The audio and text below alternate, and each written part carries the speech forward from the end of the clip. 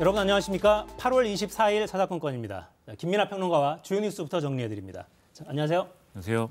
네, 자, 첫 번째 주제 뭔가요? 약자 청년 예산 확대입니다. 네, 자, 예산안 핵심 개요가 나온 거죠? 그렇습니다. 당정이 오늘 오전에 윤석열 정부의 첫 예산안 편성에 대해서 협의를 했다라는 소식입니다. 네, 건전 재정으로 전환하면서 약자 지원을 확대하겠다 이런 약속이네요. 그렇습니다. 추경호 경제부총리가 대략적인 이제 재정 기조를 설명을 했는데요. 확장 재정에서 건전 재정으로 전면 전환을 하겠다. 그걸 통해서 재정의 지속 가능성을 확보를 하고 그리고 경제의 국가 신인도를 확고히 하겠다라고 얘기를 했습니다. 근데 그러면서도 기초생활보장 확대 등 이 서민과 사회적 약자를 보호하는 데 최우선을 두고 이에 필요한 재원은 국가 부채 확대에 의존하지 않고 어느 때보다도 강도 높은 지출 재구조화를 통해서 달성을 하겠다. 이렇게 얘기를 하고 있는 건데요. 네. 그러면서 내년 예산안의 전체적인 방향에 대해서 얘기를 하기를 보시는 것처럼 서민 취약계층 청년 지원 확대 그리고 반도체 투자 지원 강화로 인한 민간 중심 성장 그리고 재난 대응 시스템 확충, 국방력 강화 등을 기본적으로 좀 겨냥하고 있다 이렇게 설명을 했습니다. 네, 자, 국가 부채 확대에 의존하지 않고 약자들을 보살피겠다. 약속처럼 되기만 하면 정말 좋겠습니다. 자, 전 정부 재정 정책에 대한 비판도 내놨어요?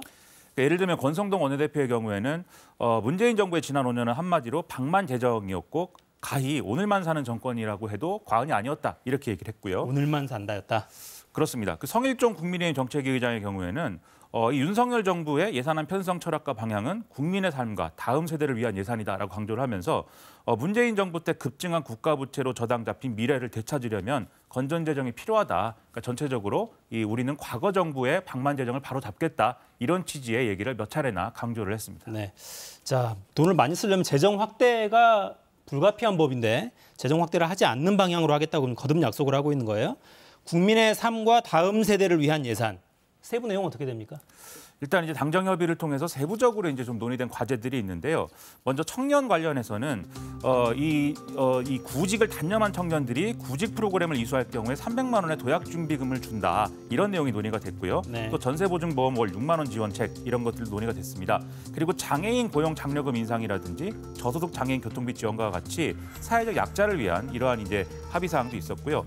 또 고물가 상황 그리고 수혜 대비 이런 것들에 대해서도 예산을 좀 편성하기로 했는데 저소득층의 에너지 바우처를 50%를 인상을 하고 최근에 이제 수혜가 굉장히 이제 컸기 때문에 대심도 빗물 터널을 만들어서 예를 들면 강남구라든지 이런 곳에 물이 넘치지 않도록 하겠다라는 데 있어서 설계비를 예산에 반영하기로 했습니다. 그리고 소상공인 자영업자들에 대해서는 채무를 조정하고 폐업을 지원하는 데 들어가는 예산 확대하기로 얘기를 했는데요. 그러면 이게 얼총 이런 거를 다 하려면은 돈이 얼마나 들어가느냐 계산이 좀 돼야 될 텐데 일단 이 비용과 관련돼서는 기재부가 좀 추계를 해야 될 것이고 그래서 9월 2일에 국무회의를 거쳐서 내년도 예산안이 국회에 제출이 되면은 그때 이제 좀 이 구체적인 어떤 재정 수요나 이런 것들이 파악이 될 것이고 거기서 확인이 가능할 걸로 보입니다. 네, 올해 예산이 본 예산이 600조가 조금 넘었었죠. 여러 차례 추경도 했었는데 내년 본 예산 어떻게 짜여지는지 좀 지켜보겠습니다. 9월 2일에 국회에 제출됩니다. 자, 다음 주제 살펴보죠. 안개 속 맞이한 30주년입니다. 네, 자, 오늘이 한중수교 30주년이에요. 그렇습니다. 오늘로 말씀하신 대로 한중수교가 30주년이 됐는데 오늘 오후 7시에 양국이 공식 기념행사를 또 진행을 한다고 합니다. 네, 기념행사가 서울과 베이징 양쪽에서 동시에 진행된다고요? 그렇습니다. 외교부가 이제 밝힌 바에 따르면 서울의 경우에는 오늘 저녁 7시에 모 호텔에서 이제 진행이 되고요. 그다음에 중국의 경우에는 베이징에 있는 이 다오이타이 기존의 조어대라고 알려져 있는데 이 조어대도 이제 국빈용 호텔 비슷한 겁니다. 네. 그런 두 가지 이제 지점에서 공식 행사가 개최가 된다라는 건데요. 지금 말씀드린 다오이타이 17호각의 경우에는 1992년 8월 24일에 한중수교 당시에 서명식이 이루어진 장소이기도 하기 때문에 나름대로 이제 의미가 있는 것이다라는 겁니다. 그래서 이 자리에서 박진 외교부 장관의 경우에는 서울에서 이제 윤석열 대통령의 수교 30주년 축하 서한을 대독을 하게 되고요. 중국에서는 왕이 외교부장이 이 방금 말씀드린 다오이타이에 가서 시진핑 국가주석의 축하 서한을 대독을 할 것으로 이렇게 정해져 있습니다. 네. 자, 20주년 기념행사 때는 시진핑 당시에 주석은 아니었는데 행사 현장에 직접 방문하기도 했는데 오늘은 좀 상대적으로 차분하게 진행이 되는 것 같습니다. 한중 양국의 정상 메시지가 이제 대독이 된다는 거잖아요. 어떤 내용이 담길지는 아직 알려지진 않았죠. 그렇습니다. 대략적으로 이제 추정 가능한 그런 상황이긴 합니다만 구체적인 어떤 뭐 얘기나 이런 것들이 보도가 되는 상황은 아닌데요. 일단 과거와는 한중 관계가 좀 달라진 그런 측면들이 있습니다. 과거에는 아무래도 경제적인 어떤 이익이나 이런 걸 위해서 좀 많이 협력을 해야 된다. 이런 점에 방점이 찍혔다면은 2016년에 이제 사드 배치 이후에는 좀 한중 간의 갈등이나 이런 것들이 미중이 충돌하는 국면에서 관리가 돼야 되는 그런 상황이 있기 때문에 한중 정상 간에 어떤 얘기를 하느냐 이것이 굉장히 중요해진 그런 상황인데요. 일단 우리 정부의 경우에는 미국하고 안보뿐만이 아니라 경제 그리고 어떤 지향하는 가치 이런 것에서 앞으로 전반적으로 공조를 강화하는 것은 불가피하다라는 점을 얘기를 하면서도 하지만 중국과는 상호 존중을 하는 관계로 앞으로 좋은 관계 만들어 나가야 된다라는 점을 강조하지 않을까 이렇게 예상이 되고요. 그리고 중국의 경우는 최근까지 한중 관계에 있어서 이 자주적이고 안정적이어야 된다 이런 주장들을 많이 했거든요. 근데 자주적이라는 것은 무엇으로부터 자주적인 것이냐? 결국 미국을 중심으로 한 어떤 영향력으로부터 좀 자주적이어야 된다는 거 아니냐 이렇게 해석할 수 있는 얘기인데 미국에 너무 치우치지 말라 이런 얘기죠. 그렇죠. 네. 어떻게 보면 경고일 것 같기도 하고 또 어떻게 보면은 뭐 일종의 뭐 좋은 얘기로 될 수도 있을 것 같은데 아무튼 이런 이제 취지의 얘기가 나오지 않을까라고 이제 예상이 됩니다. 여기에 하나 더 이제 좀 관심사인 게 시진핑 주석이 이 메시지를 통해서 계속 이제 사실 이전 정권부터 한국에 좀 방한을 할 것이냐 이게 여러모로 이제 관심사였는데 이번에 과연 이것에 대한 메시지가 나올 것인지도 상당한 관심사입니다. 네. 자, 편리한 시기에 방한하기로 양국이 합의는 했는데 코로나 상황 등 때문에 지금 계속 미뤄지고 있어요. 관련 메시지가 나올지도 한번 지켜보시죠. 오늘 저녁 7시입니다. 자, 다음 주제 살펴보죠. 침공 반년 출구가 없다입니다. 네, 자, 우크라이나 침공 벌써 반년 됐습니다. 그렇습니다. 오늘로 이제 6개월째인데 애초에 개전 초기부터도 좀 장기화될 수 있다 이런 이제 좀 우려가 있었는데요. 그 우려대로 지금 6개월이 지났는데도 말씀드린 대로 출구가 안 보이는 상황에서 상당히 우려가 큽니다. 네. 지금 현재 전쟁 어떻게 흘러가고 있는지 좀 정리해 보죠. 그동안 이제 돈바스 지역 그리고 남부 전선에서 전투가 상당히 이제 치열했는데 지금 이제 교착 상태인 그런 상황이고요. 그런데 최근에 이제 좀 위협이 커지고 있는 게 유럽 최대 규모의 이 자포리자 원전 주변에 지금 폭격이 잇따르고 있는 상황입니다.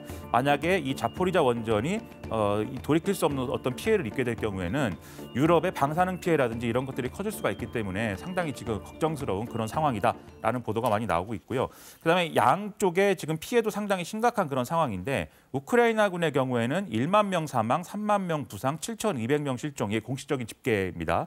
그리고 민간인 사망자의 경우에는 무려 12,000명에서 28,500명까지 될 수 있다. 이렇게 추정을 하고 있는데 네. 이게 러시아의 어떤 여러 가지 민간인 이 공격에 대한 어떤 만행 이런 것들로 이루어진 것이기 때문에 정확한 추산이 안 될 수도 있습니다. 그래서 그걸 감안하고 보더라도 상당히 이제 많은 숫자일 수밖에 없는 거고요. 그리고 러시아군이 지금 점령하고 있는 우크라이나 영토가 애초에 이제 영토의 22% 정도이고 파괴된 마을과 도시 중에 5분의 1이 이제 기능이 정지된 지역이 3,000개라고 하니까 우크라이나는 어마어마한 지금 피해를 입고 있는 것이죠. 러시아군의 경우에는 8만 명이 숨지거나 다쳤다라는 건데 이것도 사실은 상당한 피해이기 때문에 러시아도 우크라이나를 침공한 거에 대해서 결코 이제 좀 좋은 상황일 수만은 없구나 이것을 보여주는 그런 수치입니다. 네, 지금까지 집계된 걸 보면 우크라이나군은 숨진 사람이 10,000명 정도인데 러시아 쪽에서는 8만 명이 숨지거나 다친 걸로 집계가 되고 있어요. 오히려 더 인명피해가 큰 상황입니다. 전황 지도를 다시 한번 좀 보여주실까요? 조금 전에 저희 보여드린 전황 지도를 보시면 초반에는 우크라이나 양쪽 두 방향에서 전투가 치열하게 진행이 되다가 키이우 인근까지 러시아군이 빠르게 진격을 했었죠. 그래서 아마 일주일 안에 전쟁이 마무리될지도 모른다 이런 전망까지 있었는데 지금은 동부 러시아가 당초 점령하려고 했던 저 지역에서 지금 교착이 되고 있고 크림반도 쪽으로도 확전이 되는 상황입니다. 자, 이런 상황에서 젤렌스키 우크라이나 대통령은 러시아에 이미 빼앗긴 곳이죠. 여기는 크림반도 되찾겠다 공식 선언했습니다. 들어보시겠습니다. Ми будемо повертати Крим так, як це наша територія, будь-яким шляхом, який ми вирішимо. Вирішимо самостійно, без консультацій з будь-якою іншою державою світу. 지금 이제 볼로디미르 젤렌스키 우크라이나 대통령이 이 크림반도의 반환을 논의하는 크림 플랫폼 개회사에서 이제 이 크림반도 탈환을 공식 선언한 이런 내용을 이제 보셨는데요. 네. 여기에 더불어서 이 자리에서 이제 무기 지원이라든지 서방의 이런 지원을 또 추가로 요구했기 때문에 이런 부분들에 대해서 이제 관심이 쏠리고 있습니다. 아시다시피 크림반도는 애초에 이제 우크라이나의 영토였는데 2014년도에 러시아가 이것을 강제로 병합을 했죠. 네. 그래서 지금은 이제 러시아가 자기네 영토이다라고 얘기를 하고 있지만 국제법상으로는 여전히 우크라이나의 영토로 인정이 되고 있습니다. 하지만 최근에 이제 크림반도 내 러시아 공군기지 등에서 좀 대규모 폭발이 잇따르고 있고 이 뭔가 후방 교란 작전으로 추정되는 그러한 움직임들이 계속되고 있기 때문에 이 크림반도에서의 어떤 군사 행동이나 이런 것들이 실제로 이제 진행이 될 것이냐에 대해서는 앞으로 지켜볼 필요가 있겠는데요. 다만 젤렌스키 대통령은 이전에도 사실 크림반도 탈환을 또 주장을 하고 선언한 바도 있었는데 지금 상황에 실제로 이제 뭐 군사 행동이 시작될 것이냐는 좀 가능성을 좀 봐야겠습니다만 젤렌스키 대통령이 정치적으로도 좀 위기에 내몰리는 상황들이 최근에 있었거든요. 이게 서방 언론들의 보도나 이런 걸 통해서 밝혀진 바를 보면은 애초에 미국 등의 어떤 이 러시아 침공 계획을 사전에 저 경고를 받았는데 경제적인 피해나 이런 것들을 우려해가지고 국민들에게 알리지 않았다라는 것 때문에 좀 곤혹스러운 상황들이 있었습니다. 네. 그래서 이런 것들이 전반적으로 우크라이나의 다음 행보에 영향을 미칠 것으로 보여서 좀 우려가 상당히 되고 있습니다. 네. 미국은 우크라이나에 우리 돈 4조 원 규모의 군사 지원할 걸로 전망이 됩니다. 상황 더 장기화될 걸로 보입니다. 자, 다음 주제 살펴보죠. 35년 만에 인정입니다. 네, 자, 형제복지원.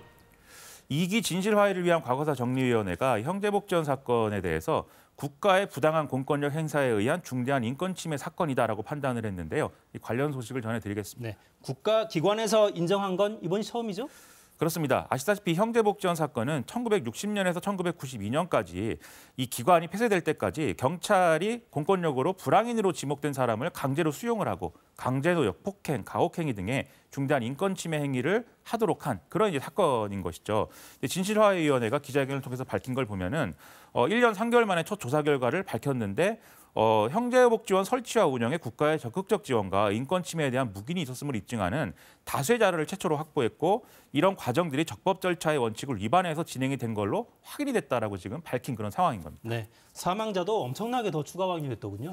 이 사망자 숫자가 기존에 552명으로 알려져 있었는데 이 조사를 통해서 105명의 사망자가 추가로 확인이 됐다라는 거고요. 네. 그리고 당시 보안사가 형제복지원을 관리했다든지 부산 지역의 관련 기관들이 사건을 조직적으로 축소하고 은폐했다. 이런 사실들도 확인을 했고 특히 부산시가 피해자 가족들의 소송을 회유했다라는 사실들도 파악을 했다는 게 진실화해의 내용입니다. 네. 그래서 국가가 여기에 대해서 피해자 유가족들에게 사과를 해야 되고 지원 방안 마련해야 된다라고 권고를 했고 특히 부산시가 관련 조사나 지원 업무를 담당하는 조직을 위해서 예산과 규정을 정비해야 된다라는 권고도 함께 했습니다. 네, 사실상 조직적인 국가폭력이었네요. 자, 마지막 주제 살펴보죠.